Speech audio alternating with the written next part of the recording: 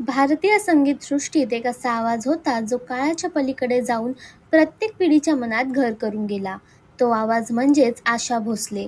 लहान वयातच संगीताचा वारसा लाभलेल्या आशाताईंनी संघर्षातून आपला प्रवास सुरू केला. लता मंगेशकर यांच्या सावलीतून बाहेर पडत त्यांनी स्वतःची एक वेगळी ओळख निर्माण केली. रोमॅन्टिक गाणी असो, कॅबरे स्टाईल असो किंवा भावगीतं, प्रत्येक जॉनरमध्ये त्यांनी आपली छाप उमटवली.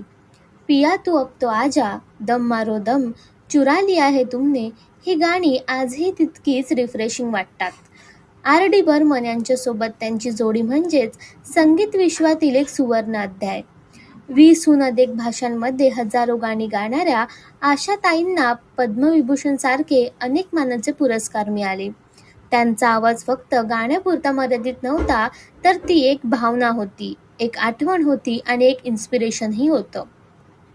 आज त्या आपल्यात नसल्या तरीही त्यांचा आवाज कायम आपल्यासोबत राहील आणि प्रत्येक सुरातून त्यांना आपण पुन्हा पुन्हा अनुभवत राहू. आशा भोसले. एक आवाज, एक नाव आणि एक अजरामर प्रवास.